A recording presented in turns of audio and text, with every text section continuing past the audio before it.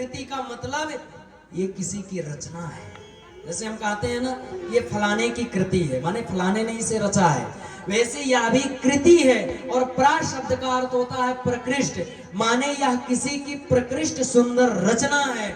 और जब यह किसी की सुंदर रचना है तो इस रचना, इसका कोई एक सुंदर रचनाकार भी होगा। हमारे यहाँ संतों ने बड़ी प्यारी शब्द का गायन किया है, जिसकी रचना इतनी सुंदर है वो कितना सुंदर होगा। इस सुंदर दुनिया को देख करके, इस सुंदर रचना को देख करके उस सुंदर रचनाकार का याद तो आना लाजमी है महाराज। याद हमें करना चाहिए, कौन है जो इतने, कौन है जिसने इतनी सुंदर दुनिया को रचा है। ये दुनिया इतनी सुंदर है, इसका रचनाकार तो अद्भुत होगा महाराज। बड़े सुंदर भाव हैं। ये दो पंक्ति गुनगुनाते हैं फिर आगे बढ़ते हैं। कैसे?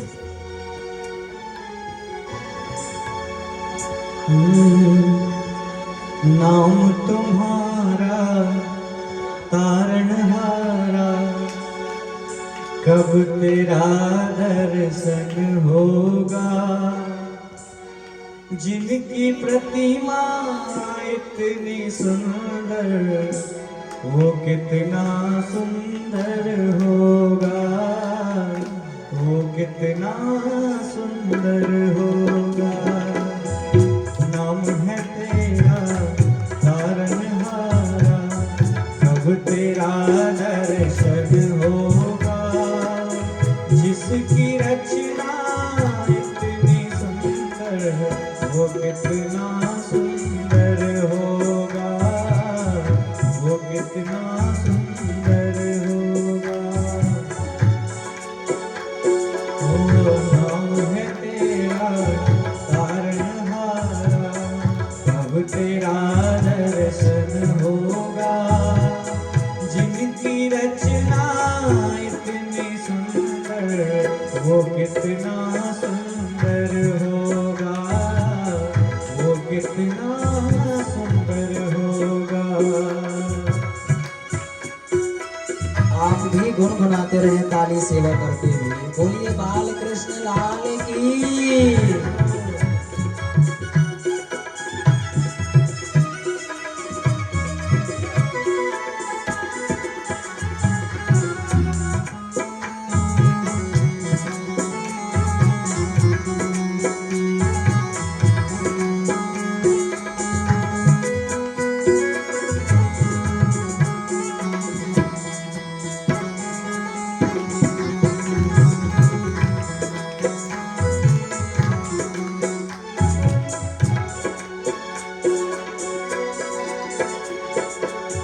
तुमने तारे लाखों प्राणी, ये संतों की वाणी है।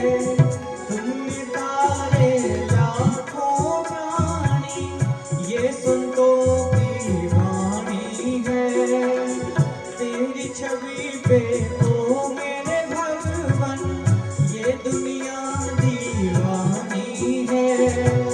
तेरी छवि पे ओ मेरे भगवन, ये दुनिया दीवानी है। भाव से तेरी पूजा रचाऊं, भाव से तेरी पूजा रचाऊं। जीवन में मंगल होगा।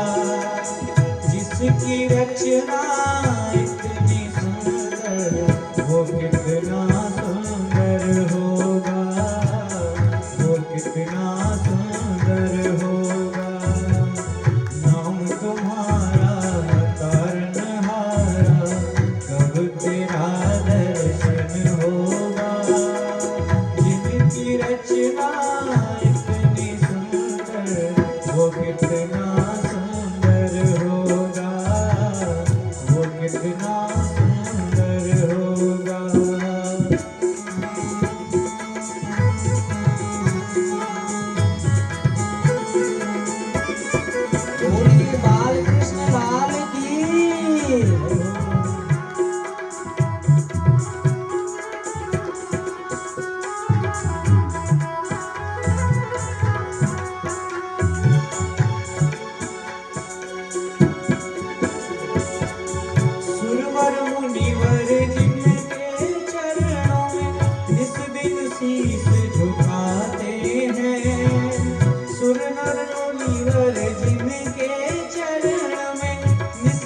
शीश झुकाते हैं, जो गाते हैं प्रभु की महिमा वो सब कुछ पा जाते हैं। जो गाते हैं प्रभु की महिमा वो सब कुछ पा जाते हैं। अपने कष्ट मिटाने को, अपने कष्ट मिटाने को जिन चरणों का संकट होगा, जिनकी प्रतिमा इतनी सुंदर वो कितना सुंदर होगा, वो कितना सुंदर होगा। नाम तुम्हारा तारणहारा, कब तेरा दर्शन होगा, जिनकी प्रतिमा इतनी सुंदर वो कितना सुंदर होगा, वो कितना सुंदर होगा। नाम तुम्हारा तारणहारा।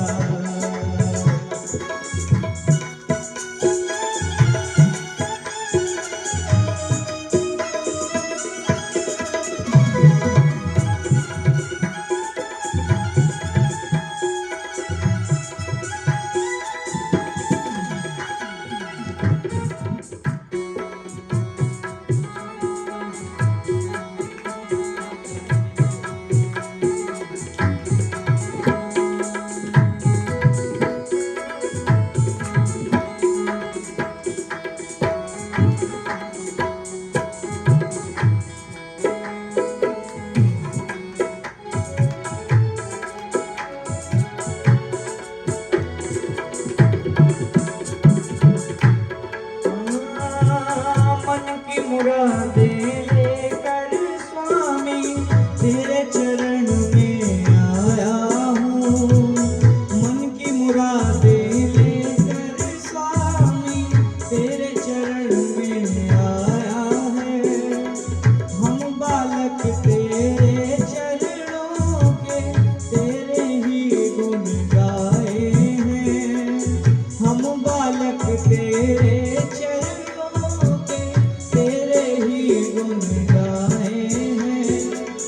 भव से पार उतारने का, भव से पार उतरने का तेरे गीतों का संगम होगा। जिनकी प्रतिमा इतनी सुंदर वो कितना सुंदर होगा, वो कितना सुंदर होगा। नाम तुम्हारा तारणहारा, कब तेरा दर्शन होगा, जिनकी प्रतिमा इतनी सुंदर वो कितना सुंदर होगा, वो कितना सुंदर होगा। जिनकी प्रतिमा इतनी सुंदर वो कितना सुंदर होगा, वो कितना सुंदर होगा। बोलिए बाल कृष्ण लाल की जय हो। थोड़ा बढ़ाओ भैया इसको। ये क्या कर रहा है? सीखने आए हैं? क्या है आप लोग यहाँ? हाँ? सीखने आए हैं? देखिए मेरा भी कभी कभी ब्लड प्रेशर हाई होता है, और जब मेरा हाई होता है तो कोई सामने टिक नहीं पाएगा। कथा से हम समझौता नहीं करते।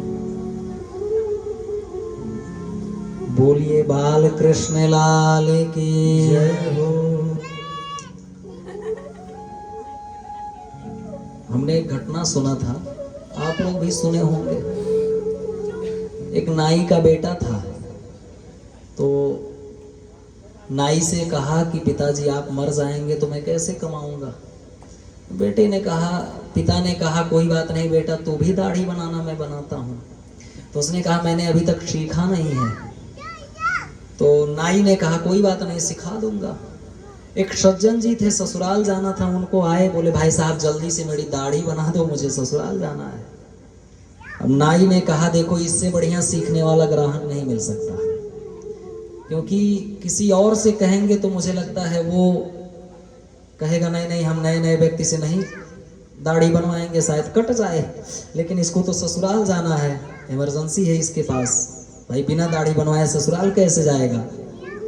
तो उसने कहा बेटा आ जाओ और इसके दाढ़ी पर सीखो।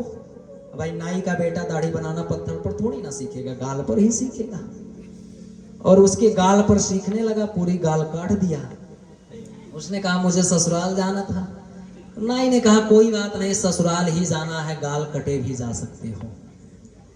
वैसे जो है ये नाई का लड़का मेरी दाढ़ी पर सीख रहा है ना, मेरी दाढ़ी पर ना सीखिए। कहीं और कोई इमरजेंसी वाले वक्ता को पाइएगा जो जबरदस्ती कथा सुनाने वाले होंगे, वहां सीखेगा। हम लोग जबरदस्ती नहीं सुना पाते। बोलिए बाल कृष्ण लाल की, श्री कृष्ण चंद्र भगवान की। मैं निवेदन कर रहा था, इस सुंदर दुनिया को देख करके तो हमें सुंदर परमात्मा का याद आना चाहिए। और उस भगवान के परम ध्यान के साथ भागवत जी को आरंभ किया गया। भागवत जी के दूसरे श्लोक और ज्यादा महत्वपूर्ण हैं। इसमें भागवत जी के द्वितीय श्लोक में कहा गया है, धर्मः प्रोज्झित कैतवोत्र परमो निर्मत्सराणां सताम् वेद्यं वास्तवमत्र वस्तु शिवदं तापत्रयोन्मूलनम्। श्रीमद्भागवते महामुनिकृते किं वा परैरीश्वरः सद्यो हृद्यावरुध्यतेऽत्र कृतिभिः शुश्रूषुभिः तत्क्षणात्।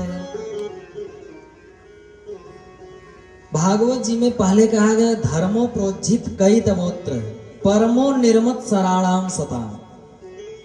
भागवतकार जी कहते हैं भागवत जी में मैं जिस धर्म का निरूपण करने जा रहा हूं इसमें कोई कितवता नहीं है। ध्यान से सुनेंगे, इसमें कोई कितवता नहीं है।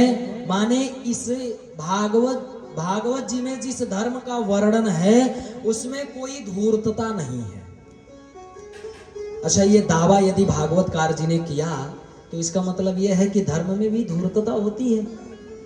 भाई धर्म में धूर्तता होती है तभी तो ये दावा किए कि भागवत जी में जिस धर्म का वर्णन है उसमें धूर्तता नहीं है, नहीं तो ये बात कहने की आवश्यकता क्या थी।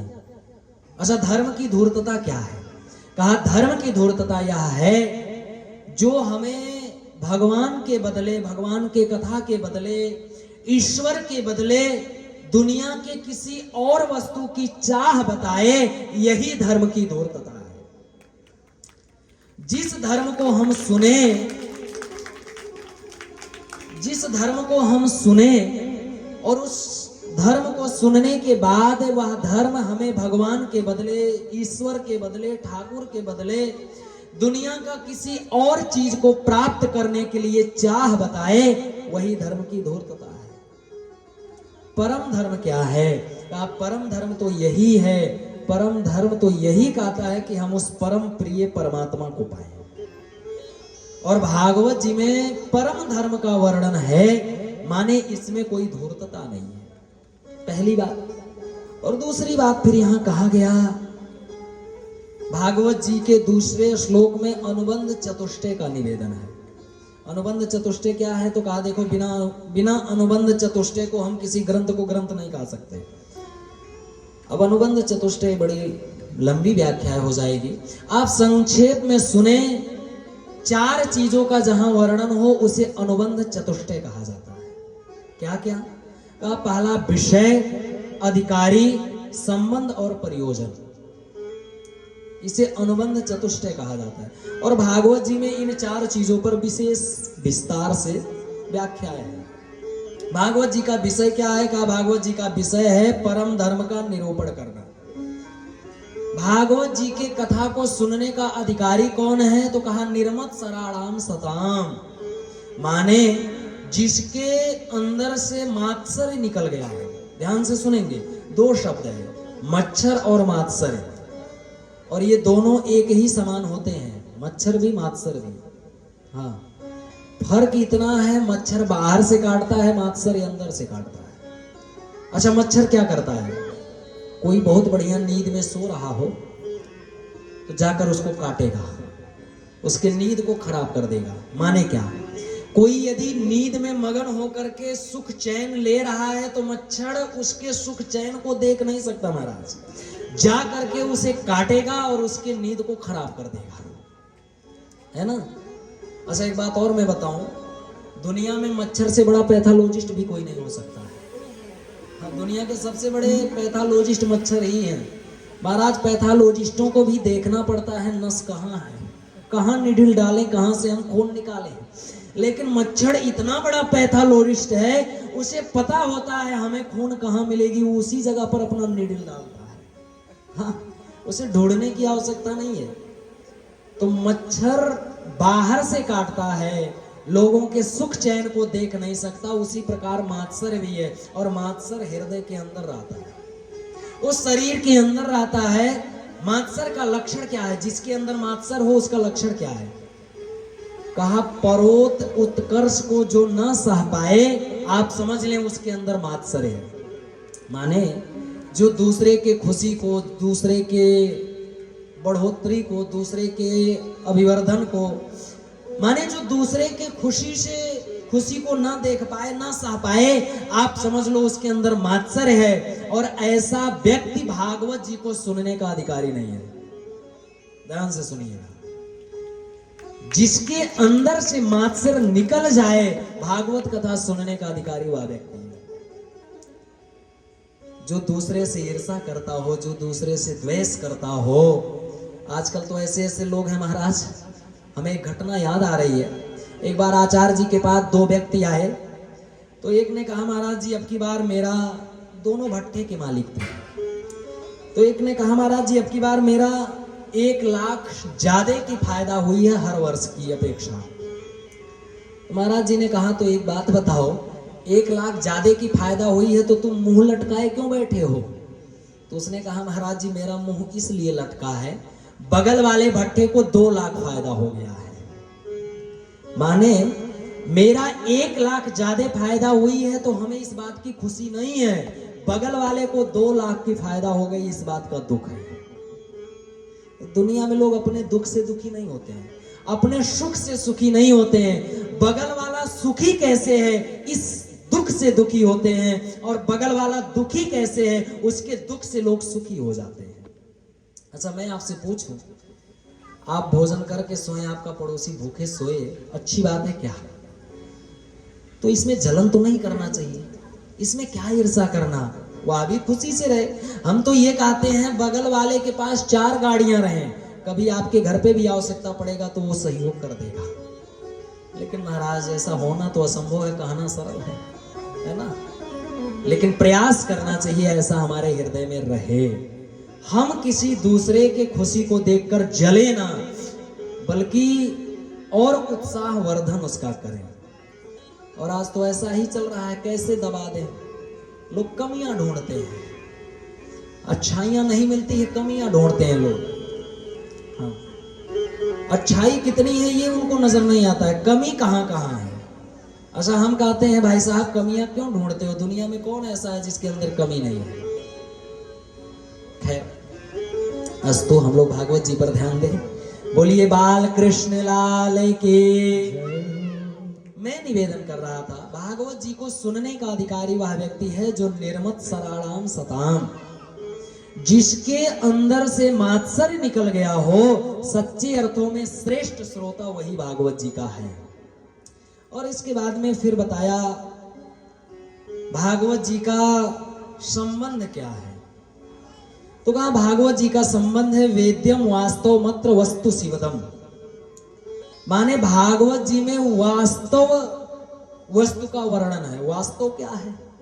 तो वास्तव तो ऐसे परमात्मा भगवान को ही कहा जाता है, वही वास्तविक है। लेकिन हमारे आचार्यों ने कहा है वास्तवश्च वास्तवीच वास्तवंच, माने जीव जगत और ईश्वर, और जीव जगत ईश्वर ही वास्तव हैं। इन्हीं 3 चीजों का भागवत जी में वर्णन है, यही भागवत जी का संबंध है। और भागवत जी का प्रयोजन क्या है? तो कहा भागवत जी का प्रयोजन है, भागवत जी की कथा जो श्रवण करेगा उसके जीवन से तीनों तापों का नाश हो जाएगा। यही भागवत जी का प्रयोजन है। विषय, अधिकारी, संबंध, प्रयोजन, इन तीन चीजों की व्याख्याएं जिस ग्रंथ में हो उसे हम ग्रंथ कह सकते हैं। ग्रंथ माने होता है जो हमारे हृदय के ग्रंथियों को खोल दे, उसे हम ग्रंथ कहते हैं। तो भागवत जी के दूसरे श्लोक में ये बातें कही गई है। उसके बाद में महामुनि कृते किमुआ परैरीश्वरा, ऐसे दिव्य और अद्भुत ग्रंथ का महामुनि श्री वेदव्यास जी ने निर्माण किया है, तो हम दूसरे ग्रंथ से अपेक्षा ही क्या करें, जब एक ही ग्रंथ में सारी चीजें मिल जा रही है। सद्यो हृदयावरुध्यतेत्र कृतवी शुश्रूषोभिस्तत्क्षणात्। आप भागवत जी को सुनने का ही मात्र संकल्प हृदय में करते हैं, आपके हृदय में परमात्मा आ जाते हैं। हमने इन सब बातों पर कल चर्चा किया ही था। और फिर भागवत जी के तीसरे श्लोक में भागवत जी को ही बताया गया है, इसमें रस कैसा है। भागवतकार जी लिखते हैं, निगम कल्पतरोर्गलितम् फलं सुखमुखादमृत द्रव संयुतम् पिबत भागवतं रसमालयम् मुहुरहो रसिका भुवि भावुका। निगम, निगम माने वेद, नितराम गमयतीत इति निगमः, माने जो हमें किसी भी चीज का तुरंत ज्ञान करा दे उसे हम निगम कहते हैं।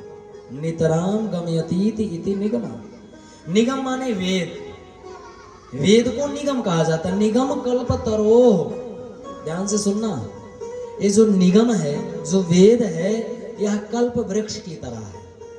कल्प वृक्ष किसे कहा जाता है? कहा जिस वृक्ष के सामने बैठकर, जिस वृक्ष के नीचे बैठकर हम वस्तु की कल्पना करें और हमें मिल जाए, वह कल्प वृक्ष है। माने जो वृक्ष सबके अभिलाषाओं की पूर्ति कर दे वह कल्प वृक्ष है। और निगम को कल्प वृक्ष कहा गया है। निगम कल्प तरोः, एक कल्प तरु है, कल्प वृक्ष है। अच्छा, और सरलता से आप समझे, अभी आज मैं निकला था तो एक हमारे श्रोता समुदाय के कोई थे, वो कह रहे थे महाराज जी थोड़ा सरल किया करिए। तो हमने कहा भैया सरल तो करते हैं, अब कितना सरल कर दें। अच्छा क्या है, तो कह रहे थे महाराज जी ये गांव है और गांव में थोड़ी हंसी मजाक की बातें हो तो ज्यादा बढ़िया। तो हमने कहा कि सरकार, हम लोग परंपरा के वक्ता हैं, हम लोग कैसेट और डायरी को देखकर तैयारी नहीं किए हैं। कुछ इधर से सुना, कुछ उधर से सुना, कुछ उधर से सुना और गोद गाद करके लाके परोस दिया। परंपरा के वक्ता हैं और हम लोगों का एक आचार्य परंपरा चल रहा है। यदि हम यहाँ कुछ आउट बोलेंगे तो लाइव में फिर खिंचाई हमारी होने लगेगी, तो उसकी गरिमा रखना है हमें। तो इसलिए मैं सरल कर रहा हूं, कोशिश कर रहा हूं आप समझे। एक जगह पर चार व्यक्ति आपस में लड़ रहे थे। लड़ क्यों रहे थे? तो पहले ने कहा ये आम का वृक्ष है और मैंने इसी पेड़ से आम तोड़ा है। दूसरे ने कहा नहीं नहीं मूर्ख, ये अमरूद का वृक्ष है, इसी वृक्ष से मैंने अमरूद तोड़ा है। तीसरे ने कहा नहीं नहीं ये अमरूद का वृक्ष भी नहीं है। तो उसने कहा ये मौसमी का वृक्ष है, मैंने इसी वृक्ष से मौसमी तोड़ा है। चौथे ने कहा नहीं नहीं ये अनार का वृक्ष है, मैंने इसी पेड़ से अनार तोड़ा है। चारों आपस में लड़ रहे थे। एक महात्मा जी गुजर रहे थे, लोगों ने महात्मा जी को प्रणाम किया और महात्मा जी से बोले महाराज जी आप ही बताओ, अच्छा आप बताओ ना, ये आम का वृक्ष है ना, देखो मैंने आम तोड़ा है। महात्मा ने कहा हाँ तुम ठीक कहते हो। दूसरे ने कहा नहीं नहीं महाराज जी ये मौसमी का वृक्ष है, मैंने इसी वृक्ष से मौसमी तोड़ा है, देखो हाथ में है। महात्मा ने कहा हाँ तुम ठीक कहते हो। तीसरे ने कहा नहीं नहीं महाराज जी हमने इसी वृक्ष से अनार तोड़ा है, ये अनार का वृक्ष है। महात्मा ने कहा तुम ठीक कहते हो। चौथे ने कहा महाराज जी इसी वृक्ष से हमने अमरूद तोड़कर रखी है, हाथ में लिया है, ये अमरूद का वृक्ष है। महात्मा ने कहा तुम भी ठीक कहते हो। चारों ने कहा महाराज तब आप ही गलत कहते हो, यदि हम चारों ठीक हैं तो आप गलत हो। एक ही वृक्ष से चार फल कैसे,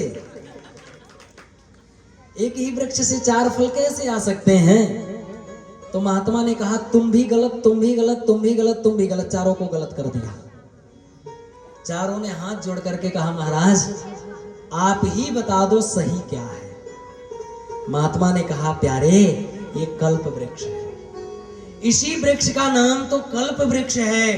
तुमने इस वृक्ष से आम की कल्पना किया, इस पेड़ ने तुम्हें आम दे दिया। किसी ने अमरूद की कल्पना किया, इस वृक्ष ने उसे अमरूद दे दिया। किसी ने इस वृक्ष से अनार की कल्पना किया, अनार दे दिया। किसी ने मौसमी की कल्पना किया, मौसमी दे दिया। ये कल्प वृक्ष है और कल्प वृक्ष की महिमा यह है आप जो मांगना चाहोगे आपको मिलेगा। वैसे भगवान वेद भी कल्प वृक्ष हैं। कोई आया उसने कहा हमें द्वैत दे दीजिए, वेद भगवान ने कहा ले जाओ। किसी ने कहा अद्वैत चाहिए, अहम ब्रह्मास्मि सोहम तत्त्वमसि, वेद भगवान ने कहा ले जाओ। किसी ने कहा हमें विशिष्टाद्वैत चाहिए, वेद भगवान ने कहा ले जाओ। किसी ने कहा द्वैताद्वैत चाहिए, वेद भगवान ने कहा ले जाओ। जिसने जो मांगा सबको दिया, किसी को वापस लौटाया नहीं महाराज। हाँ, हमारे सनातन के जितने भी संप्रदाय हैं सारे संप्रदाय के सिद्धांत ग्रंथ वेद से मिलते हैं, और जो वेद से ना मिले वो सिद्धांत नहीं है। जो वेद से मिले वही सिद्धांत है, जो ना मिले वो सिद्धांत ही नहीं है।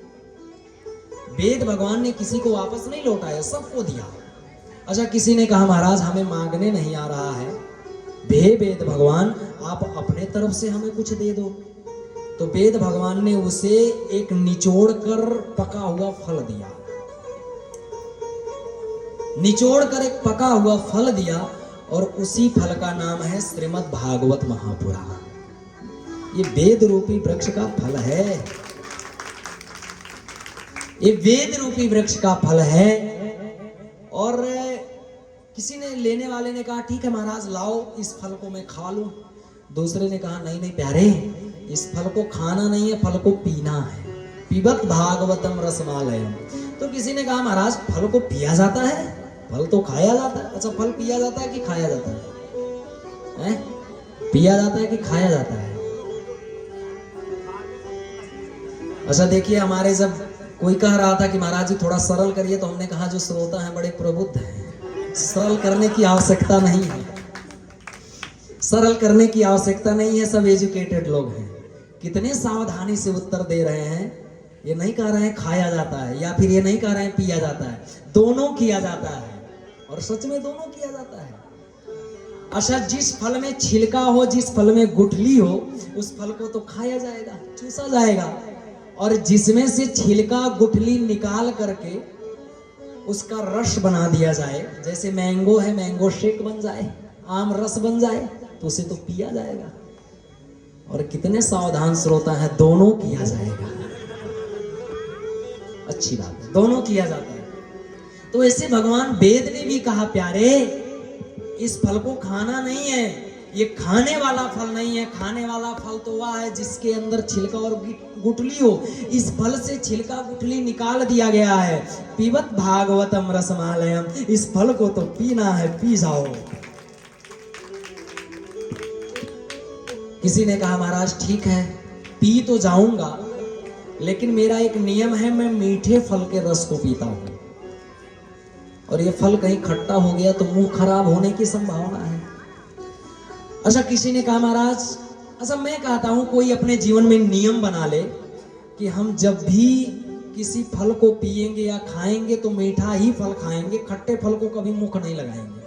तो बिना मुंह लगाए वो कैसे जान पाएगा कि फल मीठा है या खट्टा? कैसे जान पाएगा? हाँ, कहा देखो फल के पारखी हम आप नहीं है, फल के पारखी सुख होता है। सुख माने सुख, तोता। फल का पारखी सुख होता है, और जिस फल में तोता चोंच लगा दे आप समझ लो पक्का वह फल मीठा है, क्योंकि तोता कभी खट्टे फल में चोंच नहीं मारता है, तोता हमेशा मीठे फल में चोंच मारता है। और यहां पर भी कहा गया सुख मुखाद मृत द्रव संयुतम, सुनो ये फल मीठा है। प्रमाण क्या है? कहा इस फल में सुखदेव रूपी तोता ने चोंच लगाया है, इसलिए ये फल मीठा है, पी जाओ। लेने वाले ने कहा लाओ महाराज तुरंत दे दो।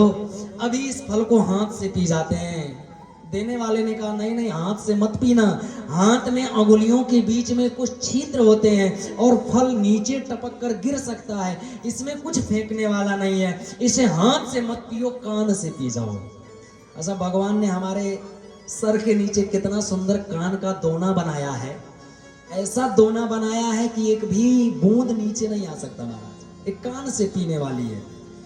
अच्छा, किसी ने कहा लाओ महाराज पिए, लेकिन कब तक पिए? तो देने वाले ने कहा सुनो, पिबत भागवतम रसमालयम, रसम आलयम। आलय शब्द का दो अर्थ होता है, एक तो होता है आलय माने घर, घनीभूत को हम आलय कहते हैं, आलय माने घर, और एक आलय माने प्रलय ना हो उसे आलय कहते हैं। जैसे अभी आलय है, प्रलय हो जाएगा तो प्रलय हो गया।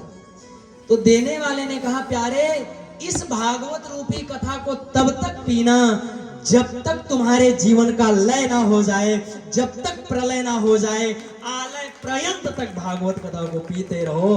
रसम आलयम, ये रस का आलय है, रस का घर है, पीते जाओ। या फिर आलय शब्द बनता है हमारे यहाँ व्याकरण में ली आश्लेषणे धातु है, आश्लेषणे माने आलिंगन करना। तो देने वाले ने कहा प्यारे, इस भागवत कथा को तब तक बीते रहना जब तक श्याम सुंदर मकसूदन मुरारी गोवर्धन गिरधारी पीठ पट श्री कृष्ण चंद्र आ करके आपको अपने हृदय में भर ना ले, भुजाओं में चिपका ना ले, तब तक आप भागवत जी की कथा को पीते रहना।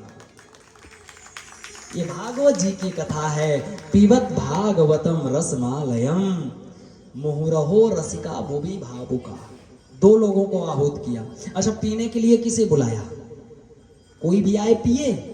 निमंत्रण किसको दिया भागवत जी में? दो लोगों को, मुहुरहो रसिका भुवि भावुका।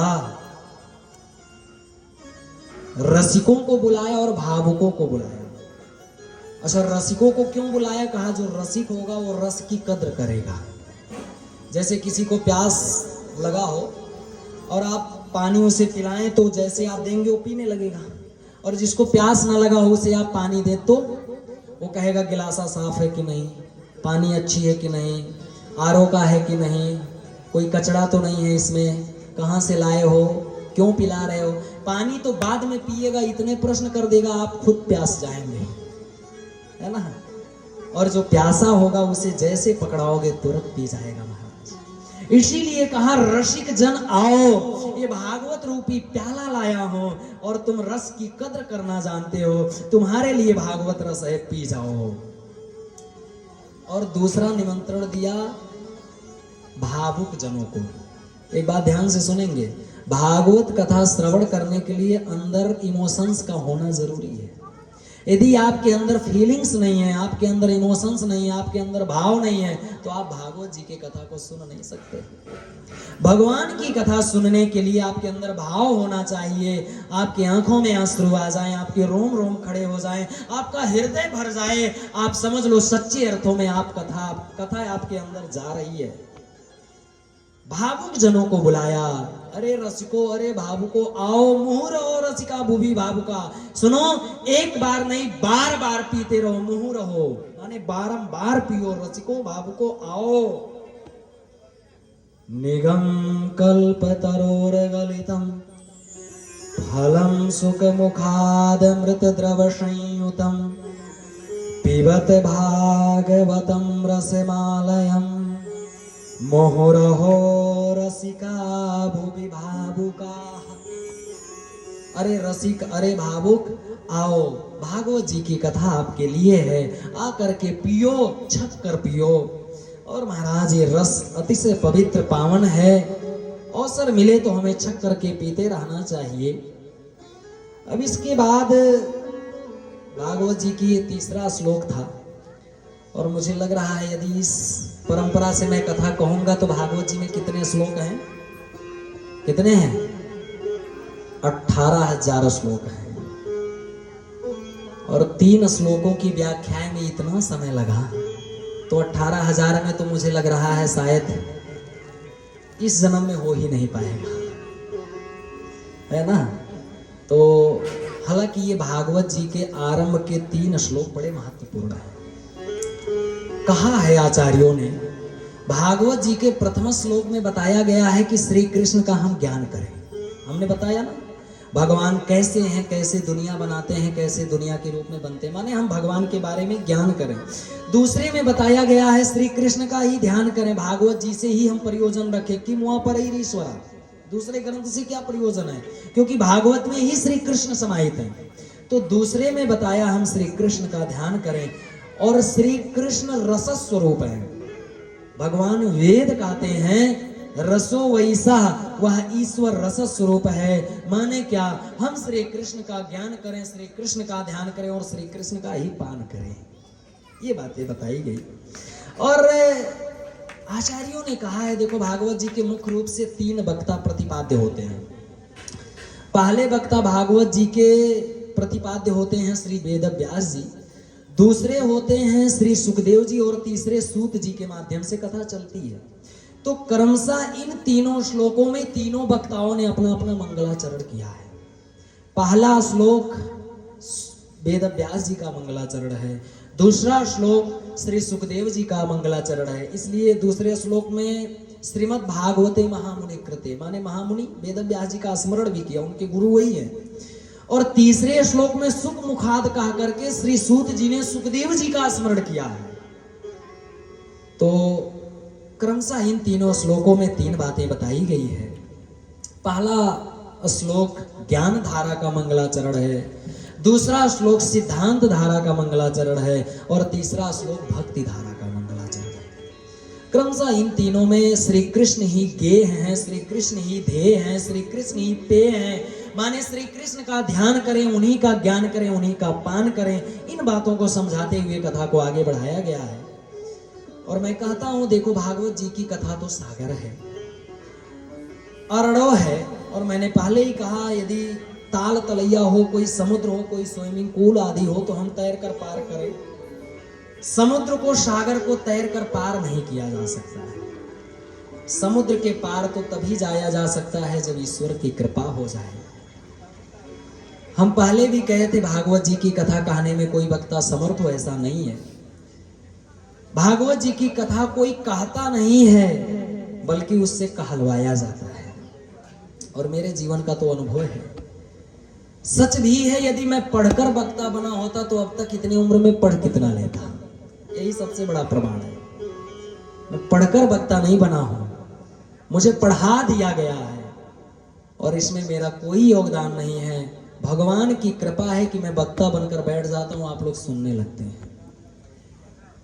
आपके कृपा से मेरा काम हो रहा है, करते हो तुम कन्हैया मेरा नाम हो रहा है। बड़ी प्यारी पंक्ति है। करने और कराने वाले तो श्री कृष्ण हैं। और मैं कहता हूं, भागवत रूपी सागर से भी पार जाया जा सकता है यदि श्री कृष्ण की कृपा हो जाए। यदि उनकी कृपा हो जाए तो भागवत रूपी सागर से हम पार कर सकते हैं। आइए 2 शब्दों में गुनगुना करके श्री कृष्ण से कृपा की याचना करें और फिर आगे बढ़ते हैं भागवत जी के कथा में। 2 शब्दों में, बड़े सुंदर शब्दों में हमारे संतों ने गाया है। कैसे? करते हो तुम कन्हैया, करते हो तुम कन्हैया, मेरा नाम हो रहा है। मेरा आपकी कृपा से सब काम हो रहा है। मेरा आपकी कृपा से सब काम हो रहा है। मेरा आपकी कृपा से सब काम हो रहा है। करते हो तुम कन्हैया, करते हो तुम कन्हैया, मेरा नाम हो रहा है। मेरा आपकी कृपा से सब काम हो रहा है। मेरा आपकी कृपा से सब काम हो रहा है। बोलिए बाल कृष्ण लाल की। जिसका जिसका कार्य भगवान की कृपा से हो रहा है, ताली सेवा करते हुए गुनगुनाते रहेंगे।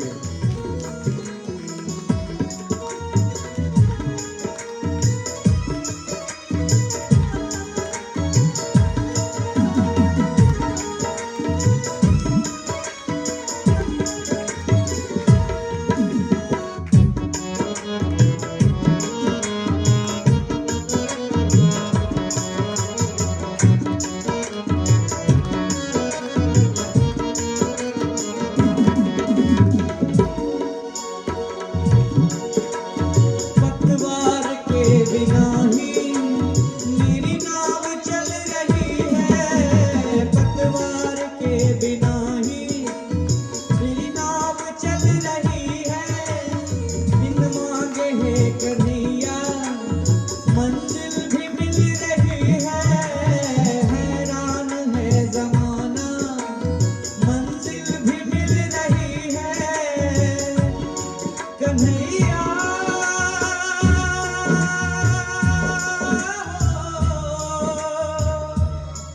मेरे प्यारे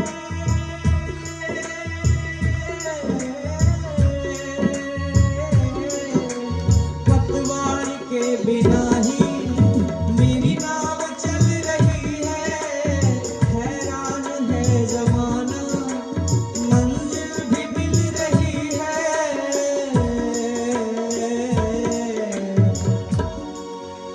करता नहीं मैं कुछ भी, करता नहीं मैं कुछ भी, सब काम हो रहा है, करता नहीं मैं कुछ भी, सब काम हो रहा है, करते हो तुम कन्हैया, करते हो तुम कन्हैया, मेरा नाम हो रहा है, आपकी कृपा से सब काम हो रहा है, मेरा आपकी कृपा से सब काम हो रहा है।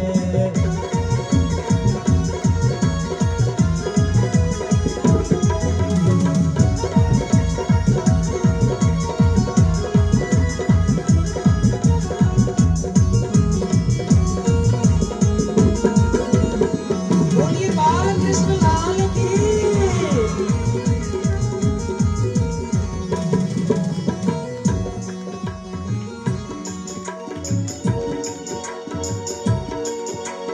तुम साथ हो जो मेरे, किस चीज की कमी है, तुम साथ हो जो मेरे, किस चीज की कमी है, किसी और चीज की अब परवाह ही नहीं है, किसी और चीज की अब परवाह ही नहीं है,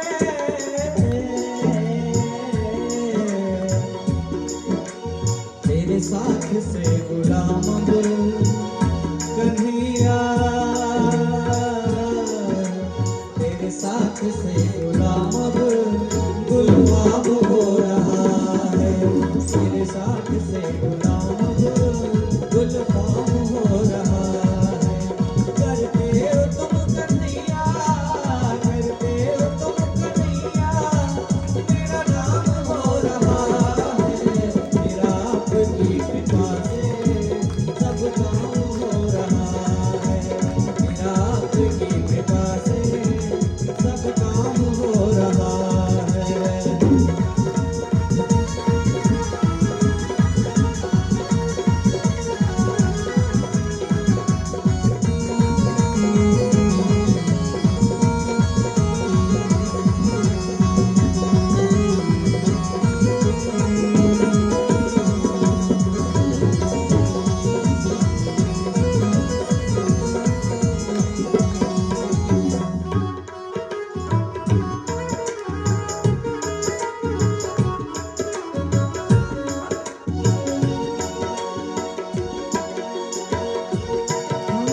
मुझे हर कदम पर तुम ही,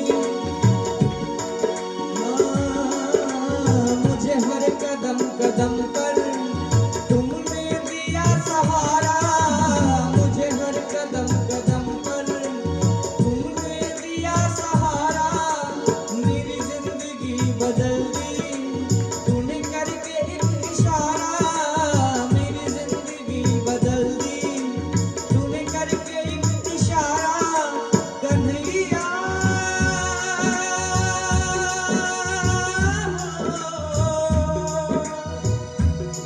मेरे प्यारे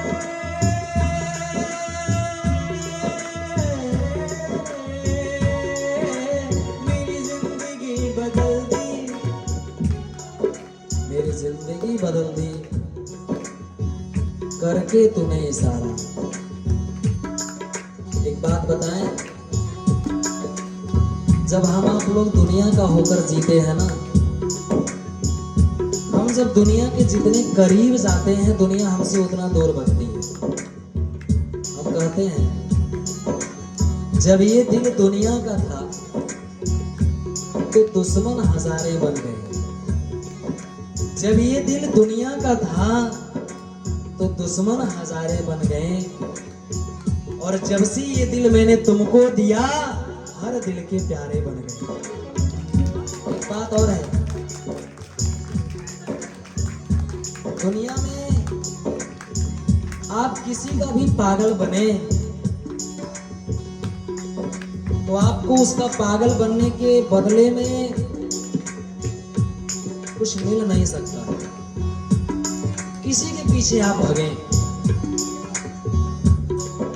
और यदि एक बार कन्हैया का पागल बन गए, एक बार उसके रस को पी लिया, दुनिया का कोई ऐसा रस नहीं है जो आपके अंदर से श्री कृष्ण रस को निकाल पाए।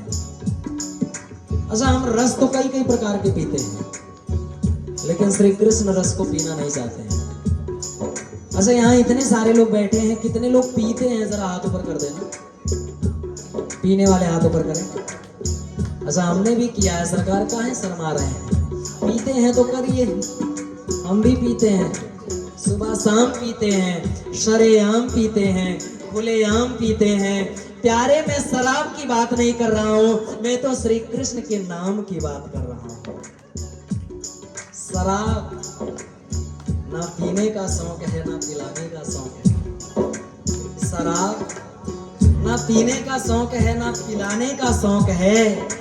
मुझे तो केवल नजरें मिलाने का शौक है, और नजरें भी हम उस बांके बिहारी से मिला बैठे जिसे तो केवल नजरों का पिलाने का शौक है।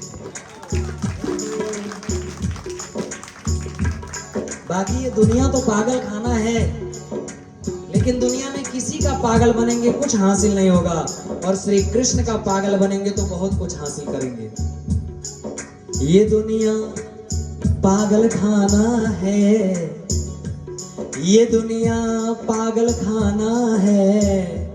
यहाँ पागल आते जाते हैं, यहाँ पागल आते जाते हैं, यहाँ पागल आते जाते हैं, पागल आते जाते हैं, यहाँ पागल आते जाते हैं, यहाँ पागल आते जाते हैं, पागल आते जाते हैं। और कोई पागल है धन दौलत का, कोई पागल है धन दौलत का, कोई पागल है पुत्र नारी का।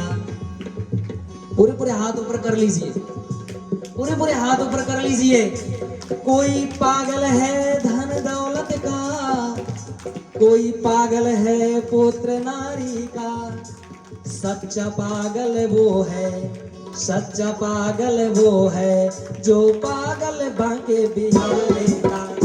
सच्चा पागल वो है जो पागल बांके बिहारी का। सच्चा पागल वो है जो पागल बांके बिहारी का। मुझे हर कदम कदम पर तूने दिया सहारा, मुझे हर कदम कदम पर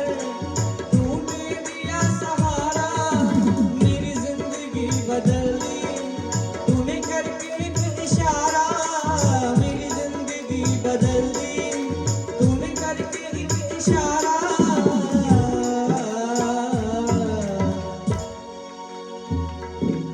एहसान पे तेरा, एहसान पे तेरा ये एहसान हो रहा है, एहसान पे तेरा ये एहसान हो रहा है।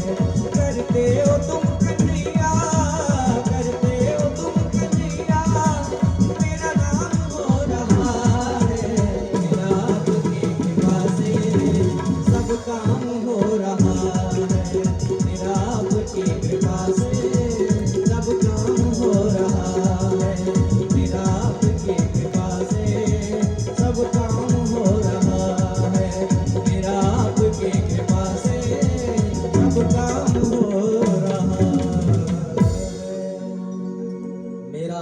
कृपा से सब काम हो रहा है।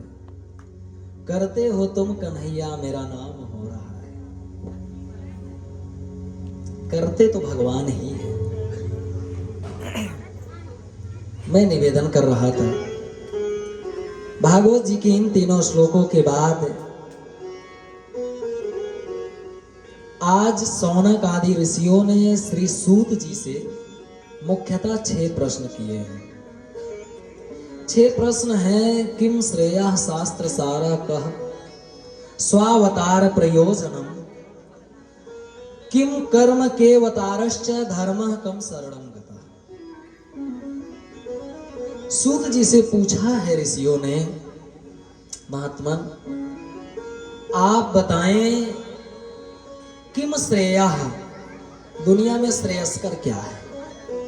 कोई कहता है परिक्रमा लगाओ, कोई कहता है जप करो, कोई कहता है पूजा करो, कोई कहता है धूप दीप दिखाओ, कोई कहता है शिव महापुराण सुनो, कोई कहता है राम कथा सुनो, कोई कहता है विष्णु महापुराण सुनो। इतने सारे सदग्रंथ हैं, इतने सारे पुराण हैं, इतने सारी विधि है भगवान को पूजा करने की। आप बताएं सत्कर्म क्या है। और आप लोगों के लिए सबसे बड़ा सत्कर्म है बैठ करके, अरे आप लोग अपना टाइम भी बर्बाद करें और कथा भी ना सुन पाए, कोई मतलब नहीं है। बैठ करके आपस में सलाह करना, यही आप लोगों के लिए सबसे बड़ा सत्कर्म है ना। अच्छा, वर्षों बाद लोग कथा में इकट्ठा होते हैं, यहाँ भी हाल चाल ना ले तो कहाँ अवसर मिले। देखिए, टाइम जहां बर्बाद हो, आपका टाइम इन्वेस्ट हो रहा है। आप अपने घर से 4 घंटे तो छोड़कर आए हैं, पहली बात 4 घंटे के लिए आपका सारा कार्य स्थगित है। अरे कम से कम कुछ नहीं करते, घर पे रहते, सोते तो नींद पूरा होता, नींद पूरा होता। तो यहाँ आने के बाद तो थोड़ा सा केंद्र में रखना चाहिए कि हमें कथा सुनना है। और मैं कहता हूँ यदि आप कथा ध्यान से सुने तो रस आपके कानों में जाएगा, तो आप भटकेंगे नहीं। अस्तु खैर, बोलिए बाल कृष्ण लाल की। और मेरी आदत एक खराब है, कोई कहीं भी रहे कुछ भी करेगा तो मुझे दिखाई देता है। नहीं तो हमारे यहाँ एक वक्ता थे, वो आंखें बंद करके कथा करते थे, दोनों हाथों को जोड़कर सर पे रख लेते थे और आंखें बंद करके बोलते थे। अच्छा, ऐसे वक्ता के सामने आप कुछ भी करें, लेकिन अब हम लोगों की प्रॉब्लम है, हम लोग देख कर करते हैं। बोलिए बाल कृष्ण लाल की। पूछा है किम श्रेयः, महाराज ये बताओ श्रेयस्कर क्या है। परिक्रमा करना श्रेयस्कर है, या कथा सुनना, या व्रत रखना, या जप करना, क्या श्रेयस्कर है। दूसरा प्रश्न पूछा गया है शास्त्र सारा कह, माने सभी शास्त्रों का सार क्या है। शास्त्र बहुत हैं, 18 तो पुराण ही हैं, 6 शास्त्र हैं, 2 रामायण और महाभारत इतिहास है, इतने सारे सनातन के सदग्रंथ हैं, 4 वेद हैं, उपनिषद हैं, वेदांग है, दर्शन शास्त्र हैं, मतलब इतने ग्रंथ हैं। हम कौन से शास्त्र को आत्मसात करें कि हमारी जीवन धन्य हो जाए। किम शास्त्र सारा कह, सारे शास्त्रों का सार क्या है। और तीसरा प्रश्न पूछा है कह स्वावतार प्रयोजनम, भगवान यदि अवतार लेते हैं तो उनके अवतार का प्रयोजन क्या है। भगवान अवतार लेकर आते हैं तो उनके अवतार का प्रयोजन क्या है, ये बताएं। चौथा प्रश्न पूछा है भगवान को अवतार, भगवान के कर्म क्या हैं। और 5वां प्रश्न पूछा गया है अब तक भगवान के कितने अवतार भये। 6वां प्रश्न पूछा गया है यदि भगवान का अवतार होता है धर्म रक्षा के लिए, तो जब धर्म रक्षा करके परमात्मा चले जाते हैं तो धर्म किसके शरण में जाता है। मुख्यतः 6 प्रश्न पूछे गए हैं और इन्हीं 6 प्रश्नों के उत्तर में भागवत जी की कथा है। ध्यान से सुनेंगे। इन प्रश्नों को सुन करके वक्ता श्री सूत जी का हृदय रोम रोम से भर गया। महाराज आप शब्द देखें, इति संप्रश्न संहृष्टो विप्राणाम रोम हर्षिणी। ये रोम हर्षण के बेटे हैं, रोम हर्षण। इनका रोम रोम पुलकित होगा, पुलकावली छा गई। क्यों? क्योंकि सम प्रश्न है, सम्यक प्रश्न है, शुद्ध प्रश्न है, अच्छा प्रश्न है। मैं कहता हूं कभी कभी आप संत महात्मा के पास जाएं तो वहां अनर्गल प्रलाप नहीं करना चाहिए। मैंने एक घटना देखी, हमारे आचार्य जी बताते थे, वो कहते थे एक जगह कथा हुई, 7 दिन की कथा हुई। 7वें दिन एक यजमान जी पास में आए, उन्होंने कहा महाराज जी मैं आपकी कथा बहुत ध्यान से सुनता हूं, आप बड़ी अच्छी कथा करते हैं, लेकिन मेरे मन में एक संदेह है। उन्होंने कहा भाई पूछ लो क्या संदेह है। तो उसने कहा महाराज जी एक बात समझ में नहीं आती है। अच्छा, अब आचार्य जी ने सोचा शायद भागवत जी की कोई बात होगी भगवान संबंधित, उसको समझ में नहीं आया होगा, वही पूछेगा। उन्होंने कहा ठीक है भाई तू पूछ ले, क्या पूछना चाहता है। उसने कहा महाराज जी मेरी फैक्ट्री नहीं चल रही है, चलेगी कैसे। आचार्य जी ने कहा धन्य हो महाराज, 7 दिनों तक सारे दर्शन शास्त्र को मैंने उलट कर रख दिया और 7 दिन के बाद भी फैक्ट्री कैसे चलेगी। अरे मैं फैक्ट्री चलाना जानता तो मैं भी कहीं फैक्ट्री चलाता, यहाँ क्यों कथा करने आता। हम फैक्ट्री के जानकार नहीं हैं, हम तो कथा के जानकार हैं। तो संतों के पास भी लोग जाते हैं तो फैक्ट्री की, दुनिया की चर्चा करने के लिए तो आपका पूरा जीवन है। आप कभी महात्माओं के पास जाएं, कभी संतों के पास जाएं तो आप भगवान के संबंधित बात करें। और यदि भगवान संबंधित, जगत संबंधित, दुनिया संबंधित, ईश्वर संबंधित बातें आप संतों से करेंगे तो संत का हृदय प्रफुल्लित हो जाता है, खुश हो जाते हैं महात्मा। अच्छा, जो महात्मा दुनिया की बातें सुनकर खुश हो, आप समझ लो महात्मा नहीं है। हाँ, जिसे बहुत ऐसे संत हैं उन्हें भगवान की बात से एलर्जी होती है, वो अभी वकील ढूंढते हैं, तो जिसे दुनिया की बातों से खुशी मिले आप समझ लो कि वो संत नहीं है। क्योंकि जो संत होगा वह तो ईश्वर में लगेगा महाराज। ये संत का एक परखने की तरीका भी है। रोम हर्षर प्रसन्न हो गए, बड़े बड़े बातें हैं यहाँ पर। 2-4 बातों में मैं कहूँ इस प्रसंग को समेटते हुए, तो श्री सूत जी ने कहा महाराज हम आपको कथा जरूर सुनाएंगे, आपके प्रश्नों का उत्तर देंगे, लेकिन किसी के प्रश्न का उत्तर देने से पहले मैं अपने गुरु जी का वंदना कर लूं। और गुरु जी का 2 श्लोकों में वंदना करते हैं।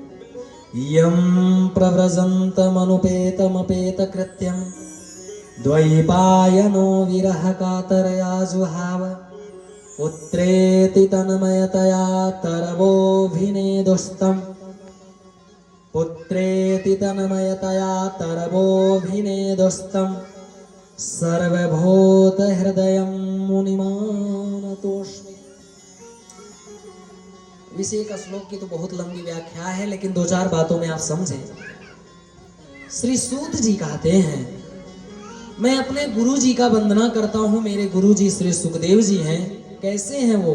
कहा यम प्रव्रजंत मनुपेत मपेत कृत्यम।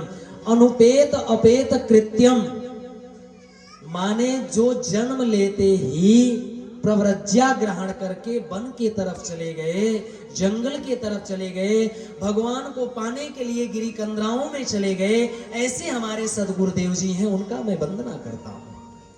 अनुपेत अपेत कृत्यम माने क्या?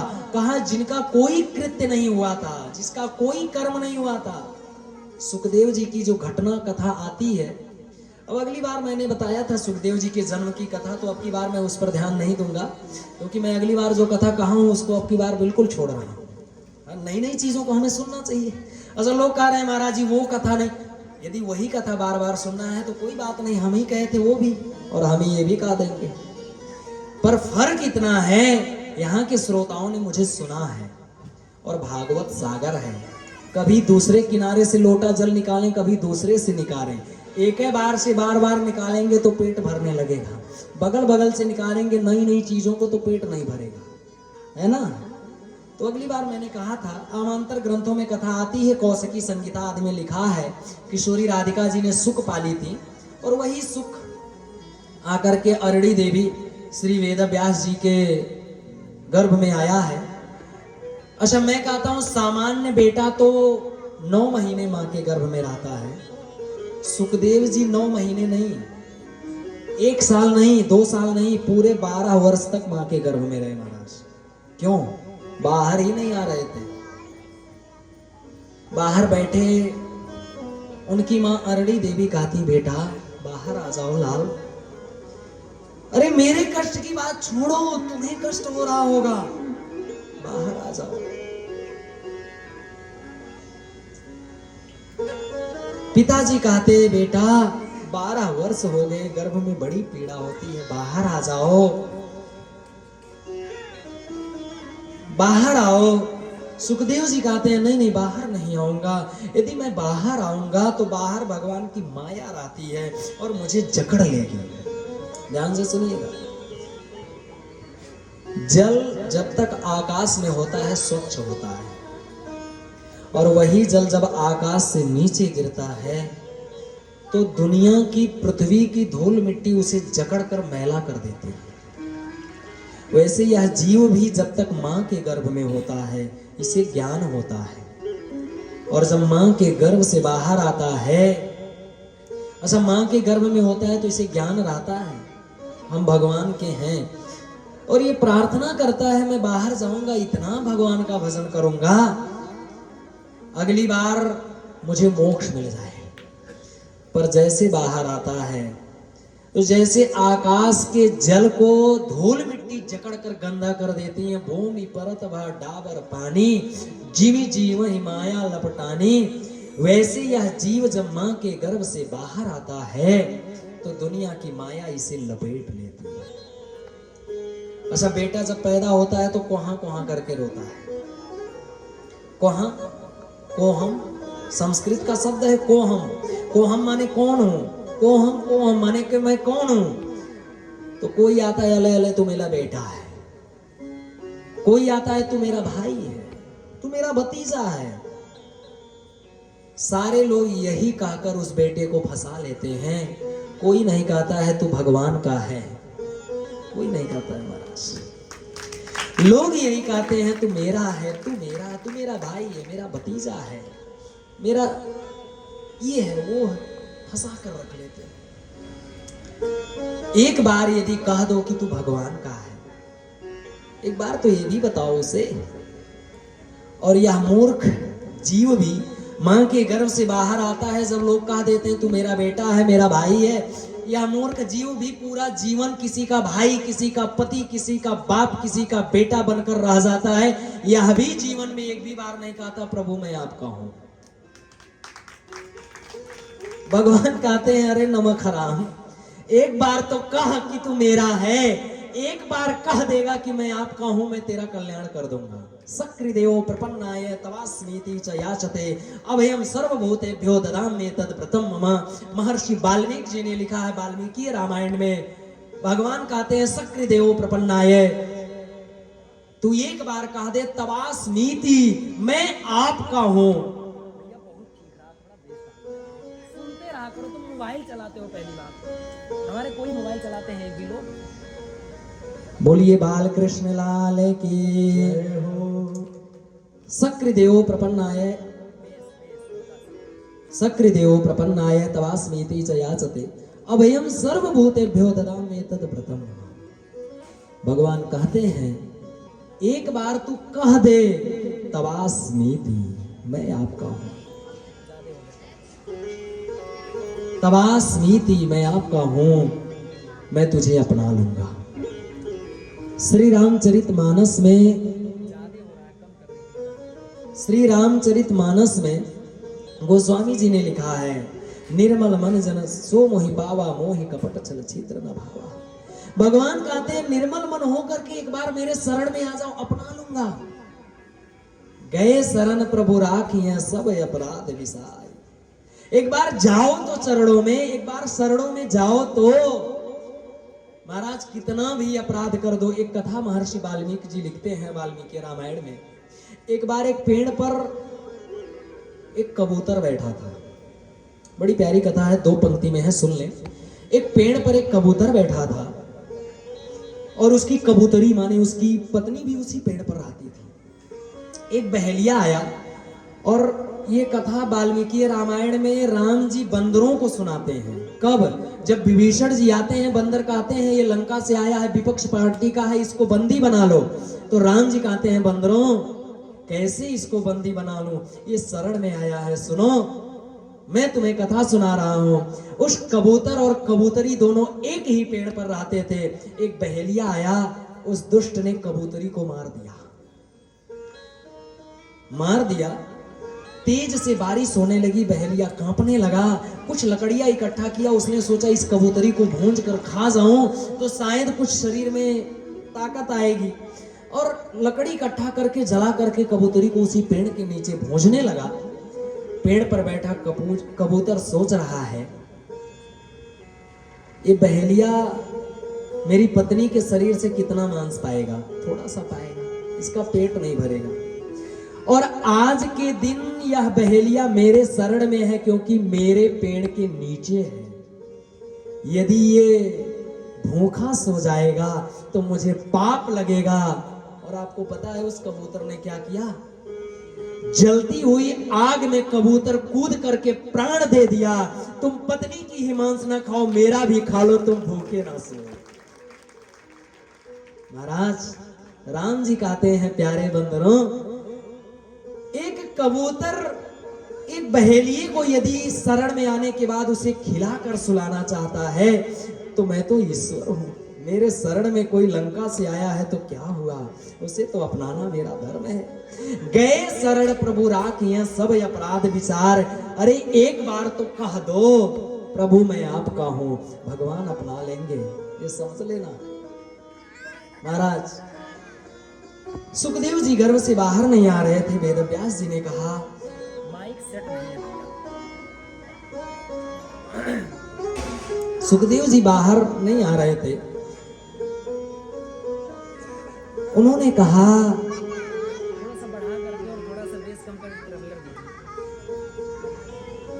हरिओम हरिओम। आवाज ये साउंड चल रही है आपकी, तो रिटर्निंग क्यों नहीं दे रहा है मुझे? हाथ दिखा दे रहे हैं, आप ही जानोगे क्यों नहीं दे रहा है। हरिओम। बिल्कुल आवाज पूरी आवाज बैठ गई, यहाँ रिटर्निंग नहीं आ रही है। जरा हरिओम, बस ऐसे रहने दीजिए भैया, चल जाएगा काम। बोलिए बाल कृष्ण लाल की जय हो। मैं निवेदन कर रहा था, भगवान कहते हैं यदि एक कबूतर एक पक्षी भी शरण में आए हुए व्यक्ति की रक्षा करता है तो मेरे शरण में जो आएगा उसका तो रक्षा मैं भी करूंगा। सुखदेव जी से कहते हैं उनके पिताजी, बेटा बाहर आ जाओ, नहीं आ रहे थे। सुखदेव जी के पिता वेदव्यास जी ने कहा, बेटा तुम बाहर आ जाओ, मैं कहता हूं तुम्हें भगवान की माया नहीं व्यापेगी। सुखदेव जी ने कहा, इससे बड़ा माया का और क्या भयावता हो सकता है। मेरा जन्म भी नहीं हुआ, मैं अभी मां के गर्भ में हूं और बेटा कह दिया। तुम मुझे बेटा कह दिए, इससे बड़ी और क्या माया की भयावता हो सकती है। अरे कम से कम जन्म ले लिए होते तो कहते। भगवान आकर कहें तो मैं बाहर आऊंगा। भगवान आए हैं और आकर कहते हैं, सुखदेव तुम बाहर आ जाओ, देखो मां के गर्भ में बड़ी पीड़ा है। मैं कहता हूं, मैं आश्वासन देता हूं, तुम्हें मेरी माया नहीं व्यापेगी। 12 वर्ष के बाद सुखदेव भगवान का जन्म हुआ। प्रेम से बोलिए सुखदेव भगवान की जय हो। प्रेम से बोलिए सुखदेव भगवान की जय हो। ऐसा लग रहा है जैसे मधुमक्खी की छाता पूरा गले में पकड़ लिया और झन झन रिटर्निंग दे रहा है आपका। मैं निवेदन कर रहा हूं, सुखदेव भगवान बाहर आए और यहां पर लिखा है, अनुपेतम अपेत कृत्यम। कोई संस्कार नहीं हुआ, ना जात कर्म संस्कार, ना नामकरण संस्कार, ना मुंडन संस्कार। जन्म लेते ही प्रव्रज्या ग्रहण करके वन के तरफ चले गए। क्या मां के नाभि से बेटे के नाभि में एक नली जुड़ी रहती है जिसे नाल कहा जाता है। सुखदेव जी ने अपने हाथ से उस नाल को मड़ोड़ कर तोड़ दिया महाराज, और जो बचा वाला भाग था उसको उठाकर कंधे पर रखा और वन के तरफ चल दिए। पीछे पीछे उनके पिताजी श्री वेदव्यास जी विरह कातर होकर के दौड़ते रहे, बेटा रुक जाओ, बेटा रुक जाओ, बेटा रुक जाओ, क्यों छोड़कर जा रहे हो, जन्म लेते ही तुम निकल दिए।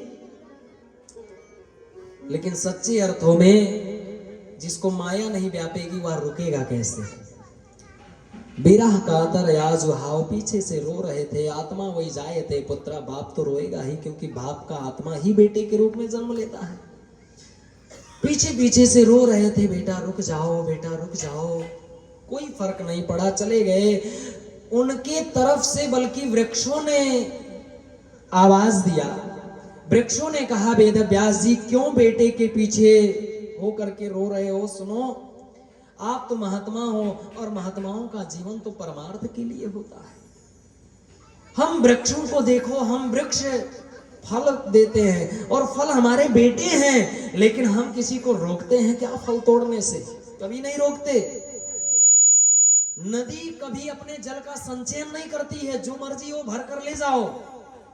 वृक्ष कब हो नहीं फल भके, नदी न संचय नीर, परमार्थ के कारण ही साधु न धरा शरीर। अरे साधुओं का शरीर ही परमार्थ के लिए होता है। तुम्हारा बेटा जा रहा है, परमार्थ के लिए जा रहा है, जाने दो, क्यों रो रहे हो? निकल गए महाराज, रुके नहीं। पीछे पीछे पिताजी रोते रहे। वृक्षों ने आवाज दिया, वेद व्यास जी किसका बेटा, कौन बेटा? आप वापस लौट जाओ, ये तो परमार्थ के लिए जा रहे हैं। और सच भी है, सुखदेव जी जैसा महात्मा, उनके जैसा संत आज तक हुआ नहीं महाराज। भगवान सुखदेव जी, अभी घटना आती है, आगे जा रहे थे, एक सरोवर में कुछ महिलाएं निर्वस्त्र होकर स्नान कर रही थी। भगवान सुखदेव जी निकल गए, महिलाओं को कोई फर्क नहीं पड़ा। पीछे से बूढ़ बुजुर्ग वेद व्यास जी आ रहे थे, महिलाओं ने अपने शरीर को वस्त्रों से आच्छादित कर लिया, ढक लिया। वेद व्यास जी ने कहा, अरे देवियों, मेरा जवान बेटा जा रहा था, तुम्हें शर्म नहीं आई? और मैं बुजुर्ग हूं, तुम शर्मा गई? महिलाओं ने कहा, महाराज क्या बात करते हो, इतना उच्च कोटि का महात्मा नहीं देखा। इस महात्मा के तो नजर में स्त्री पुरुष का भेद क्या होता है पता ही नहीं है महाराज, फिर इससे क्या वस्त्र डालना। चले गए। और दूसरे श्लोक में सुखदेव जी का ही मंगलाचरण किए हैं।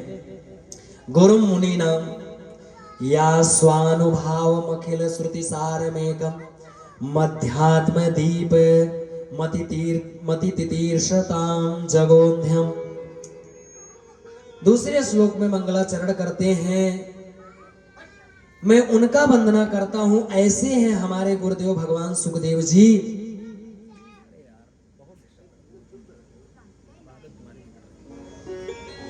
बोलिए बाल कृष्ण लाल की जय हो। मैं क्या कह रहा था, दूसरे श्लोक में फिर से सुखदेव जी का वंदना करते हैं और इसमें कहते हैं, देखिए मैं संकेत दे रहा हूं क्योंकि अभी कथा बहुत पीछे है। तो दूसरे में कहते हैं, मैं उन सुखदेव जी का वंदना कर रहा हूं जिन्होंने इस जगत को, संसार को अज्ञान रूपी अंधकार से निकालने के लिए श्रीमद् भागवत रूपी दीपक जलाया है। अच्छा, संकेत कितना सुंदर है। कहा देखो, यदि हम अंधकार को कोसते रहें, अंधकार को डांटते रहें, तो हमारे जीवन से अंधकार दूर नहीं होगा। यदि अंधकार को सच में दूर करना है तो आप एक ज्ञान का दीपक जला लें, अंधकार दूर हो जाएगा। ऐसे भागवत जी का दीपक जलाया है, उनको मंगलाचरण करके और फिर बताया है कि आपके जीवन में यदि भक्ति रहे तो भक्ति को आप भगवान से ब्याहित कर दें। जब भक्ति का भगवान से ब्याह हो जाएगा तो भक्ति सदवा हो जाएगी, भक्ति सदवा हो जाएगी तो बांझ नहीं रहेगी, 2 बेटों का जन्म देगी। और 2 बेटे क्या हैं? ज्ञान और वैराग्य। आपके हृदय में भक्ति आए, भगवान के प्रति भक्ति को समर्पित करिए, आपके हृदय में ज्ञान और वैराग्य का जन्म हो जाएगा। आप ज्ञानी भी हो जाएंगे, वैराग्यवान भी हो जाएंगे। ये सिद्धांत दिया भागवत जी ने। उसके बाद में फिर बताया है, प्रश्नों का उत्तर देना आरंभ किया है। प्रश्नों का उत्तर दिया है। कहा देखो, पहला प्रश्न था श्रेयस्कर क्या है, तो श्रीमद् भागवत महापुराण की कथा ही सबसे बड़ा श्रेयस्कर है। समस्त शास्त्रों का सार ही भागवत महापुराण है और भगवान की भक्ति ही सबसे बड़ा श्रेयस्कर है। तीसरे प्रश्न का उत्तर दिया है। तीसरा प्रश्न था, भगवान के अवतार का प्रयोजन क्या है, तो कहा सज्जनों की रक्षा और दुर्जनों का नाश। गीता जी में भगवान यही कहते हैं, यदा यदा हि धर्मस्य ग्लानिर्भवति भारत अभ्युत्थानम अधर्मस्य तदात्मानं सृजाम्यहम् परित्राणाय साधूनां विनाशाय च दुष्कृतां धर्म संस्थापनार्थाय संभवामि युगे युगे।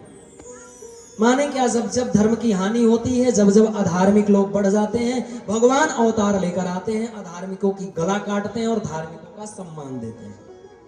ये भगवान के अवतार का प्रयोजन है। और चौथा प्रश्न था भगवान का कर्म क्या है, तो सृष्टि का, जगत का जन्म देना, पालन करना, संहार करना, यही भगवान का जन्म है। पांचवा प्रश्न था अब तक भगवान के कितने अवतार भये, तो गिनाया भी है यहाँ पर 24 अवतार हुए। वैसे मैं नहीं गिना पाऊंगा, अगली बार मैं गिनाया भी था और अब की बार समय की कमी भी है। तो 24 अवतार टोटल भगवान के हुए, जिसमें से 23 हो चुके हैं, 24वां कल की अवतार होगा। फिर भागवत जी का ये 6वां प्रश्न था कि धर्म किसके शरण में जाता है, तो कहा जब भगवान अपना लीला समारण करके चले जाते हैं तो धर्म श्रीमद् भागवत महापुराण के शरण में आ जाता है।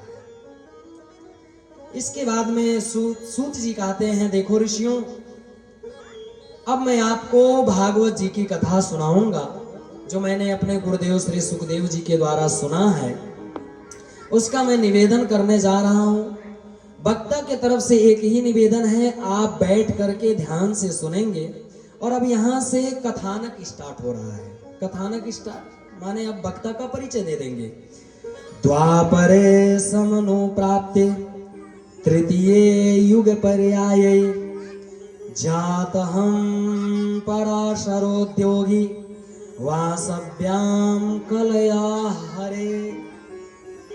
माने द्वापर के अंत में ऋषि पराशर के बेटे भगवान ही अवतार लेकर आए श्री वेद व्यास जी के रूप में। वेद व्यास जी का अवतार ज्ञानावतार है। व्याचो उच्चिष्टम जगत सर्वम। दुनिया के जितने भी ज्ञान है, दुनिया में जितना भी ज्ञान का यत् किंचित कण है, सब श्री वेद व्यास जी के द्वारा जोठन किया गया है महाराज। दुनिया में यत् किंचित कहीं भी ज्ञान का कण है। आप एक चीज पाएंगे, दुनिया के किसी धर्म के किसी ग्रंथ को आप पढ़ें, कुछ ऐसा नहीं है उनके धर्म ग्रंथ में जो हमारे सनातन के धर्म ग्रंथ में पहले से ना हो। हर धार्मिक लोगों के हर धर्म ग्रंथों में सनातन के धर्म ग्रंथ से चुराए गए वाक्य ही मिलेंगे और इतर कुछ है नहीं। और व्यास जी दुनिया के ऐसे ज्ञानी हैं जिनके द्वारा जूठित किया हुआ सारा ज्ञान है, कुछ अलग नहीं रह गया। इन्होंने सारा ज्ञान जूठा कर दिया महाराज। वेद एक था, उसका 3 भाग कर दिए, 4 भाग, शुक्ल यजुर्वेद, सामवेद, अथर्ववेद, ऋजुवेद, 4 भाग कर दिए। 17 पुराण की रचना कर दिए, महाभारत जैसे इतिहास की रचना कर दिए। लेकिन फिर भी श्री वेद व्यास जी को शांति नहीं मिल रही थी, अशांत होकर के बैठे थे। एक दिन उनके पास श्री नारद जी आए। नारद जी ने कहा, वेद व्यास जी आपके अशांति का कारण क्या है? तो श्री वेद व्यास जी ने कहा, महाराज मेरे मन को शांति नहीं मिलती है, ऐसा लगता है मैंने कुछ नहीं किया है। नारद जी ने कहा, वेद व्यास जी आप चिंतित क्यों होते हो? आप वह हो जिसने 17 पुराणों की रचना किया है। आप वह हो जिसने महाभारत जैसे इतिहास की रचना किया है। आप वह हो जिसने गीता जैसे ज्ञान को महाभारत में पिरोया है। आप अशांति का अनुभव क्यों करते हो? आप वह हो जिसने वेद का 4 भाग कर दिया है। श्री वेद व्यास जी ने कहा, नारद जी मैंने क्या किया है ये ना बताओ, इतना जरूर मैं जानना चाहता हूं, मुझे ये बताओ मैंने अब तक किया क्या नहीं जिस वजह से मुझे शांति नहीं मिल रही है। अच्छा ध्यान से सुनेंगे, दुनिया का इतना बड़ा ज्ञानी कह रहा है कि मैंने क्या नहीं किया, मेरी कमी बताओ। और आज यदि हमें 2 शब्द लिखने की, 2 शब्द पढ़ने की जानकारी हो जाए तो हम समझते हैं हमसे बड़ा दुनिया में कोई है ही नहीं, है ना। आज के कवि 2 पंक्ति लिखना जान जाते हैं तो सबसे बड़े हो जाते हैं। अच्छा एक बात मैं कहूं, कवि की चर्चा आ गई, कवियों को कभी कभी जबरदस्ती सुनाने की भी आदत होती है। हमने घटना सुना है, एक बार एक शहर में एक कुआं था, उस कुएं में एक व्यक्ति गिर गया। 3 दिन तक उस व्यक्ति को निकालने कोई नहीं गया। चौथे दिन एक व्यक्ति सीढ़ी लगाकर घुसा, और घुसा तो उस कवि वो जो गिरा था उसने हाथ जोड़ करके कहा, महाराज जी मैं आपका बहुत बहुत धन्यवाद ज्ञापित करता हूं, इस पूरे शहर में आपसे बड़ा सज्जन कोई नहीं है। क्यों? 3 दिन तक मुझे कोई नहीं निकालने आया, आप घुसे हो, मुझे निकालोगे। उसने कहा भाई साहब जी, मेरा परिचय यह है, मैं सज्जन नहीं हूं, मैं दरअसल एक कवि हूं। बाहर मैं कविता सुनाता हूं, मेरी कविता कोई सुनता नहीं है, भाग जाता है। और मेरी अपेक्षा है कि आप मेरी पूरी कविता सुनोगे, क्योंकि आप कुएं में गिरे फंसे हो, कहां भागोगे। तो कभी कभी कवियों को जबरदस्ती सुनाने की आवश्यकता होती है महाराज। एक कवि एक ट्रेन में घुसा और घुसते ही कहा दरअसल मेरा परिचय है कि मैं एक कवि हूं। ट्रेन में बैठे सारे यात्रियों ने कहा दरअसल मेरा परिचय है कि हम सब बहरे हैं। माने आप कम सुनाना, ज्यादा मत सुनाना। तो कभी कभी कवियों को जबरदस्ती सुनाने की आवश्यकता होती है। इतना बड़ा ज्ञानी ने कहा मेरी कमी बताएं। अच्छा सच भी है, समालोचना होनी चाहिए। किसी की आप आलोचना ना करें, किसी की आप निंदा ना करें, लेकिन समालोचना होना चाहिए। हमारे यहाँ साहित्य में समालोचना का बहुत बड़ी पद्धति है। आचार्य रामचंद्र शुक्ल जी बहुत बड़े साहित्य, हिंदी साहित्य के समालोचक थे। जो हिंदी साहित्य पढ़े होंगे पता होगा। समालोचना होनी चाहिए, माने उसकी अच्छाई बुराई दोनों को प्रेजेंट करना चाहिए। केवल आप बुराई प्रेजेंट करेंगे तो विरोधी कहे जाएंगे, और केवल अच्छाई प्रेजेंट करेंगे तो आप अंधभक्त कहे जाएंगे। यदि आप अच्छाई बुराई दोनों को प्रेजेंट करेंगे तो आप समालोचक कहे जाएंगे। समालोचना करने बड़ी बड़ी चर्चाएं हैं। मैं निवेदन इतना करूं कि नारद जी से पूछा है तो नारद जी ने बताया है। देखो वेदव्यास जी, आपने बहुत अच्छी रचना किया।